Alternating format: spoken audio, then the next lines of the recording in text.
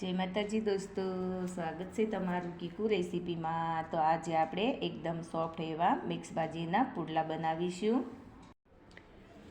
તો મિક્સ ભાજીના પુડલા બનાવવા માટે આપણે અહીંયા આ ભાજી લીધેલી છે। તો આ મેથીની ભાજી લીધી છે અને મેથીની ભાજીને આપણે ધોઈ અને સમારી લીધી છે। અને આ પાલકની ભાજી લીધેલી છે, પાલકની ભાજીને પણ ધોઈ અને ઝીણી ઝીણી સમારી લીધી છે। અને આ સુવાની ભાજી લીધી છે। અત્યારે સુવાની ભાજી સારા પ્રમાણમાં મળતી હોય છે, તો સુવાની ભાજી લીધેલી છે। અને સુવાની ભાજી ખાવામાં પણ એકદમ હેલ્ધી હોય છે। અને આ કોથમીરની ભાજી લીધેલી છે, એટલે કોથમીરના પાનને આપણે ધોઈ અને સમારી લીધા છે। તો હવે આપણે બાઉલમાં ચણાનો લોટ લઈશું। 1 કપ જેટલો ચણાનો લોટ લીધો છે, આપણે તેને થોડો થોડો કરીને ચાળી લઈશું। ચણાના લોટને આપણે ચાળીને લઈશું। ચણાનો લોટ ચાળીને લેવાથી તેમાં ગાંઠા નથી પડતા, એટલે આપણે ચણાના લોટને ચાળીને લેવાનો છે। આવી રીતે આપણે બધો લોટ ચાળી લઈશું। જો તમને મારી રેસીપીના વિડીયો પસંદ આવતા હોય તો ચેનલને સબસ્ક્રાઈબ કરી દેજો અને બેલ આઇકન જરૂરથી દબાવજો, એટલે નવી રેસીપીના નોટિફિકેશન આવે। તો આપણે ચણાનો લોટ ચાળી લીધો છે, જોઈ શકો છો ચણાનો લોટ સરસ એવો ચલાઈ ગયો છે। તો હવે આપણે આ મેથીની ભાજી લઈ લઈશું, પાલકની ભાજી લઈ લઈશું, કોથમીરના પાન લઈ લઈશું અને આ સુવાની ભાજી લઈ લઈશું। તો હવે આ વાટેલા લીલા મરચાં લીધેલા છે તે લઈ લઈશું અને આ આદુ અને લસણ વાટીને લીધા છે તે લઈ લઈશું। અને પહેલાં આપણે આવી રીતે હાથથી થોડું મિક્સ કરી લઈશું।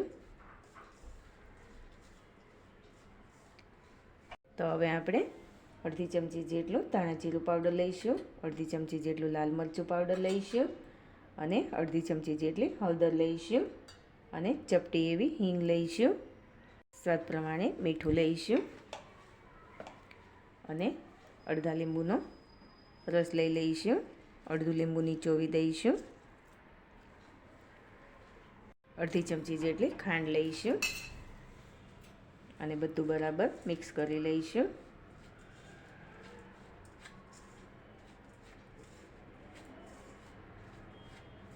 તો હવે આપણે થોડું થોડું કરીને પાણી એડ કરીશું અને બરાબર મિક્સ કરી લઈશું।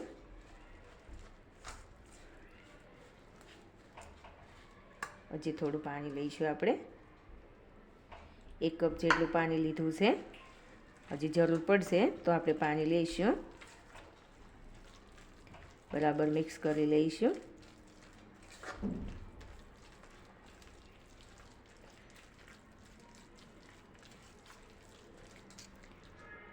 તો હજી બેટર થોડું જાડું લાગે છે, એટલે આપણે થોડું પાણી લઈને મિક્સ કરી દઈશું।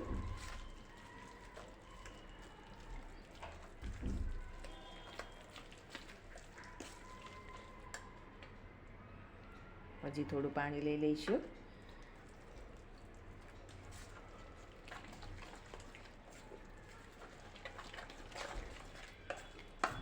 આપણે એકદમ પતલું બેટર નથી કરવાનું, થોડું એવું ઠીક આપણે બેટર બનાવવાનું છે।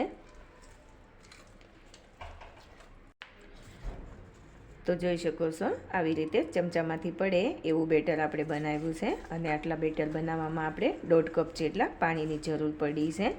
તો આપણું બેટર તૈયાર થઈ ગયું છે। હવે આપણે પુડલા બનાવી લઈશું। તો હવે આપણે તવો ગરમ થઈ ગયો છે, તેલ લગાવી દઈશું થોડું।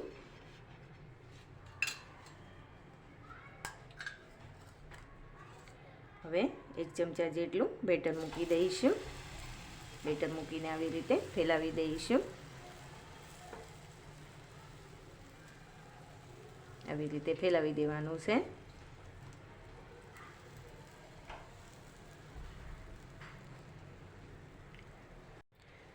તો જોઈ શકો છો આપણે પુડલો બનાવી લીધો છે। હવે આપણે થવા દઈશું 2 મિનિટ સુધી અને ગેસની ફ્લેમ મીડિયમ રાખીશું। ઉપરથી આપણું પુડલું ડ્રાય થઈ ગયું છે, તો આપણે ઉપરની સાઈડ થોડું તેલ લગાવી દઈશું અને કિનારી પર પણ થોડું તેલ મૂકી દઈશું।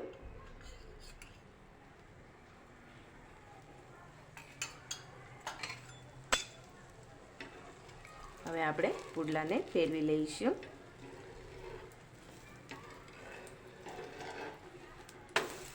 જોઈ શકો છો એકદમ સરસ એવો કલર આવ્યો છે પુડલાનો અને સરસ એવી જાળી પડી છે. હવે આપણે આ પુડલાને 2 મિનિટ સુધી થવા દઈશું. ઉપરથી આપણે થોડું તેલ લગાવી દઈશું. આ પુડલા ખાવામાં ખૂબ જ સરસ લાગે છે અને અત્યારે તો ભાજી સારા પ્રમાણમાં મળતી હોય છે, તો આવી રીતે મિક્સ ભાજીના પુડલા બનાવી શકાય છે. તો 2 મિનિટ થઈ ગઈ છે. આપણે પુડલાને ફેરવી લઈશું. તો જોઈ શકો છો ઉપરની સાઈડ પણ સરસ એવો કલર આવી ગયો છે. આપણે થોડું તેલ લગાવી દઈશું. બંને બાજુ આપણે ફેરવીને શેકી લઈશું. થોડું પુડલું ક્રિસ્પી થાય ત્યાં સુધી આપણે શેકી લઈશું. એકદમ સરસ એવું પુડલું બનીને તૈયાર થયું છે. બાળકોને નાસ્તામાં પણ આપી શકાય છે અને ચા સાથે પણ સરસ લાગે છે. તો જોઈ શકો છો આપણું પુડલું તૈયાર થઈ ગયું છે. આપણે તેને હવે પ્લેટમાં લઈ લઈશું.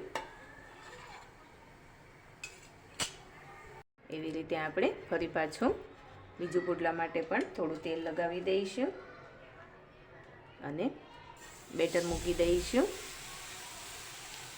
તમારે જેટલી સાઈઝના પુડલા બનાવવા હોય એટલું બેટર મૂકી શકાય છે. નાના બનાવવા હોય તો ઓછું બેટર મૂકવાનું અને મોટા બનાવવા હોય તો 1.5 ચમચા જેટલું બેટર મૂકવાનું. આપણે અહીંયા મીડિયમ સાઈઝના પુડલા બનાવી રહ્યા છીએ. તો આપણે ઉપરથી તેલ લગાવી દઈશું. થોડું પુડલું ઉપરથી આપણું ડ્રાય થાય એટલે આપણે તેલ લગાવી દેવાનું છે. તો હવે આપણે પુડલાને ફેરવી લઈશું. જોઈ શકો છો સરસ એવો કલર આવ્યો છે. હવે આપણે 2 મિનિટ માટે તેને થવા દઈશું. તો 2 મિનિટ થઈ ગઈ છે. ફરી પાછું આપણે પુડલાને ફેરવી લઈશું. જોઈ શકો છો બીજી બાજુ પણ સરસ એવો કલર આવી ગયો છે. ઉપરથી આપણે થોડું તેલ લગાવી દઈશું.